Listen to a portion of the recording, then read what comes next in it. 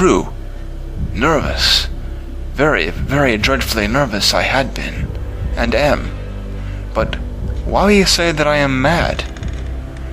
The disease had sharpened my senses, not destroyed, not dulled them. Above all was the sense of hearing acute. I heard all things in the heaven and in the earth. I heard many things in hell. How then am I mad? Hearken and observe how healthily, how calmly I can tell you the whole story. It is impossible to say how first the idea entered my brain, but once conceived, it haunted me, day and night. Object there was none, passion there was none. I loved the old man. He had never wronged me. He had never given me insult. For his gold I had no desire. I think it was his eye. Yes, it was this. One of his eyes resembled that of a vulture, a pale blue eye with a film over it. Whenever it fell upon me, my blood ran cold, and so, by degree, very gradually, I made up my mind to take the life of the old man, and thus rid myself of the eye forever. Now this is the point. You fancy me mad. Madmen know nothing. But you should have seen me.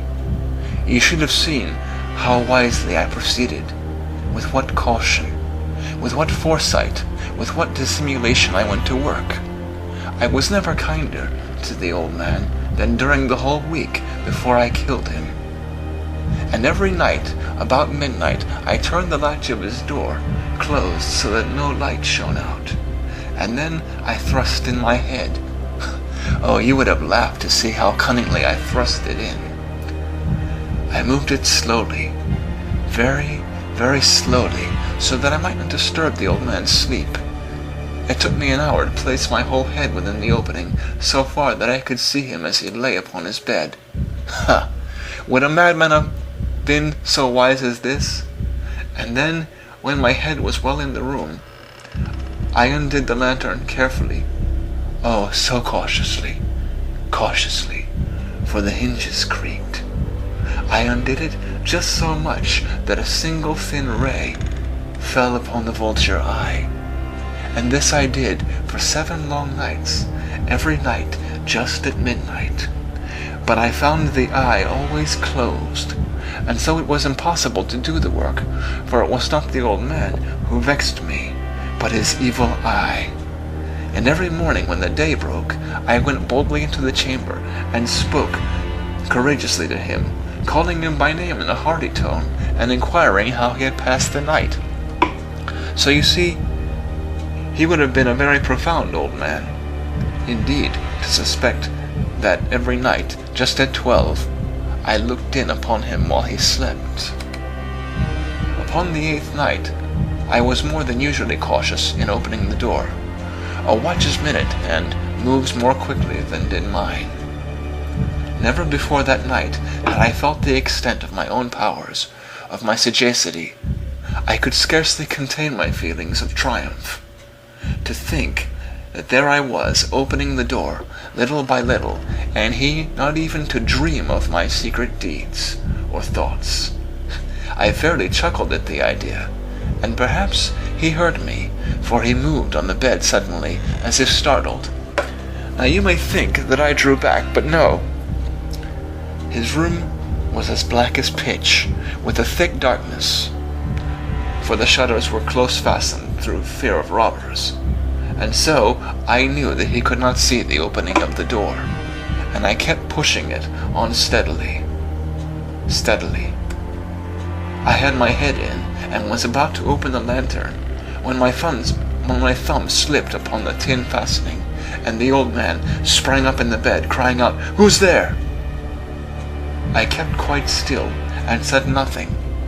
For a whole hour I did not move a muscle, and in the meantime I did not hear him lie down. He was still sitting up in the bed, listening, just as I have done, night after night, hearkening to the death watches on the wall. Presently I heard a slight groan, and I knew it was the groan of mortal terror. It was not a groan of pain or of grief, oh no! It was the low, stifled sound that arises from the bottom of the soul when overcharged with awe. I knew the sound well. Many a night, just at midnight, when all the world slept, it has welled up from my own bosom, deepening with its dreadful echo the terrors that distracted me. I say I know it well. I knew what the old man felt and pitied him, although I chuckled at heart. I knew that he had been lying awake ever since the first slight noise, when he had turned in the bed. His fears had been ever since growing upon him.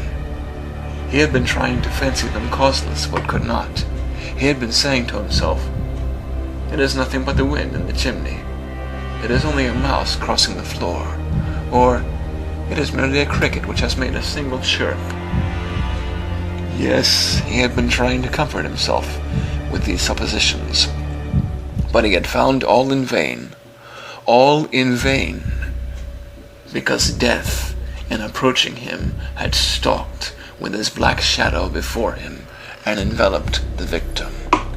And it was the mournful influence of the unperceived shadow that caused him to feel, although he neither saw nor heard, to feel the presence of my head within the room.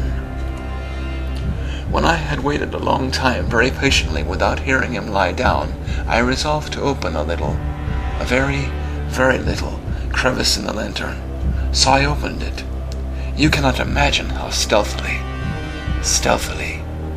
until at length a single dim ray, like the thread of the spider, shot out from the crevice and fell upon the vulture eye. It was open, wide open, and I grew furious as I gazed at it, as I gazed upon it. I saw it with perfect distinctness, all a dull blue, with a hideous veil over it that chilled the very marrow in my bones. But I could see nothing else of the old man's face or person, for I had directed the ray in, as if by instinct, precisely upon the damned spot. And now, have I not told you that what you mistake for madness is but over-acuteness of the senses? Now, I say, there came to my ears a low, dull, quick sound, such as a watch makes when enveloped in cotton. I knew that sound well, too. It was the beating of the old man's heart. It increased my fury as the beating of a drum stimulates the soldier into courage. But even yet I refrained and kept still. I scarcely breathed.